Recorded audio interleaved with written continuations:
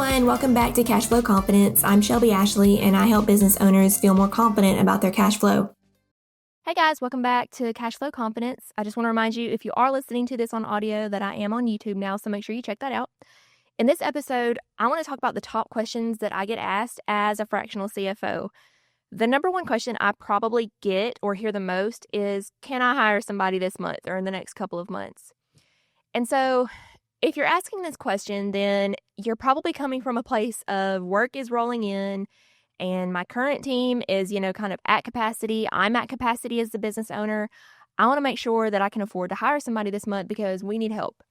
Okay, so if that's you, then the first place I'm going to look when you are thinking about hiring somebody is what your current team is doing right now, kind of, how they're structured. And then I'm going to make sure to find out what is the role that you're looking to bring on. I say that because I've had a client before that they had a ton of work rolling in, and at this point they were a two-man team. So like one of them was kind of in charge of marketing and going out and getting new business, and the other one was in charge of carrying out the business. Well, the guy that was carrying out the business was extremely busy all the time, but their revenue wasn't where they wanted it to be. So they thought, let's hire this business development person and they can, bring all these new customers for us. So thankfully they asked me about this before doing so, because if you bring on a business development person and your current team is already at capacity, that's basically like having an assembly line that's already full of crap and you're just shoveling more onto it. Like it's just going to get clogged up and the whole thing's going to stop and shut down. If you haven't read Dan Martell's book, Buy Back Your Time, it kind of lays out like the perfect hiring plan, I think, for any business, no matter what business you're in. And so if I find that there is, some capacity on your team, then I would say take a look at what everybody is doing and then map out what this new hire is going to be doing to make sure that everybody has the right amount of work. And in order to do that, I'm going to see, okay, what's everybody getting paid already? What does your payroll expense look like? Now let's factor in this new person's salary and see what that's going to do to your net profit and to your cash flow. Now, say you do have a team, there is a little bit of capacity there, and you would like revenue to go up. At that point, that's when you're okay to bring on a business development person because your team can take on the new work that business development person is going to bring in. And I've had cases where clients are to the point where they've got the team that does the work, they've got the team that does sales and brings on new work, now they want to hire leadership. In that case, that's when you need to sit down as a business owner and say, okay, I'm going to bring on a leadership team now. That means I need to basically offload myself from the business and trust it for somebody else to start running. And so it's going to require a big ego check for you as the business owner to know that somebody else is going to be kind of calling the shots in your business. But it's a good thing because if you find that right person who is really great operationally and can really keep people in check, and maybe you're not so strong at that, then you need to sit back and let them do those things because that's going to be the best for your business. The next question I get is, are my prices too low or are my prices too high? So in order to figure out if your offers are priced correctly, first we need to look at what are all of the costs that go into that price. I did an episode on, making sure that your costs are being tracked correctly because that includes labor, it includes materials, it includes any software that is necessary to carry out a sale for your business. So I'm going to make sure that we're pulling in all the costs to see what it costs for you to run the business. Now we're going to look at, okay, we've got our direct costs. What else does it cost for this business to keep the lights on, to keep you paid as a business owner, your rent, all this other stuff? Now we're going to say, okay, we've got all of our costs. What do we want our net profit to be? Say we want it to be 15 or 20%. Let's bake that in as well. Then that's going to give us the price that we need to arrive at so that all your costs are being taken care of and you're also profitable as well. Another question I hear all the time is, do I have too many offers? So it's possible that you're in a business where you're selling a bunch of different services, maybe at like different tiers.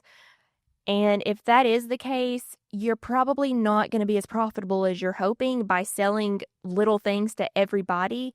I get the mindset behind that. It's because you don't really want to say no to anybody, but you get to a point where you're going to have to shave off the things that are not moneymakers for you because if you've got your services kind of tiered out and there's like 2 or 3 things at the bottom that, you just sell because they're low-hanging fruit, people pay, $500 here or $1,000 here for this service, but it costs you way more than that to carry out the service, that's when you need to chop them off.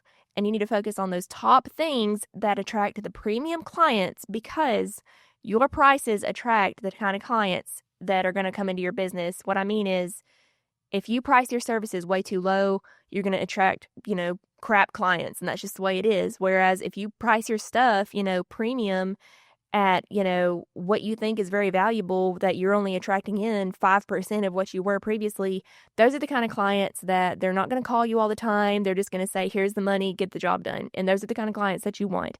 So it is very possible, if you're asking yourself, well, maybe, I do have too many offers. Take a look at what each offer is costing you, and then cut the ones that are like you're breaking even or you're losing money on, and only keep the ones that you're making a lot of money off of and sell those. Another question I get a lot is, why does it feel like I'm working way harder, but I have no money to show for it? And there's a lot of things I could say about this, because there's a lot of places where money could be hiding in your business. But it kind of goes back to, the pricing and the offer thing. Make sure that the offers that you are working on are bringing money into the business, money that you can keep.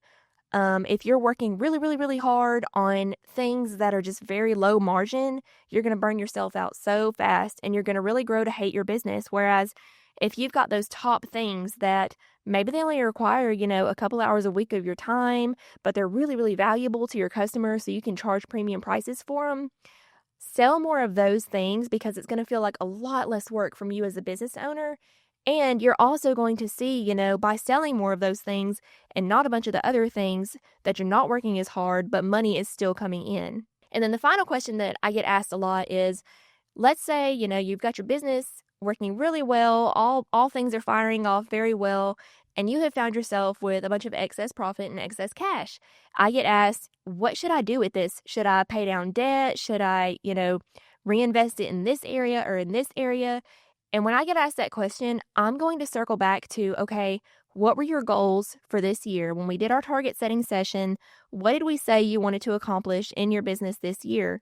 If it was you wanted to, expand into new locations, we're going to take that into effect. Or it was that you wanted to work a lot fewer hours as a business owner, then I'm going to say, okay, well, let's take those excess profits and kind of expand your team and bring on more support.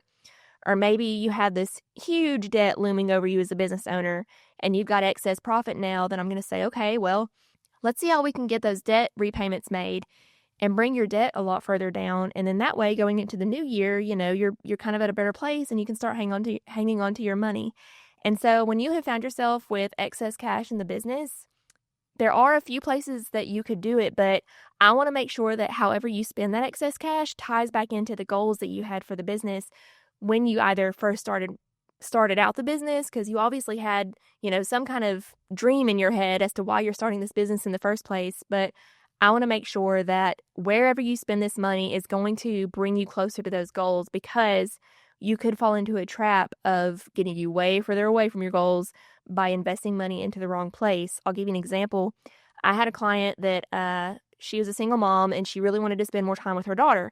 She had an online store, and she was thinking about bringing on, I think, Shopify or something like that, where it would open up her store to like a huge market.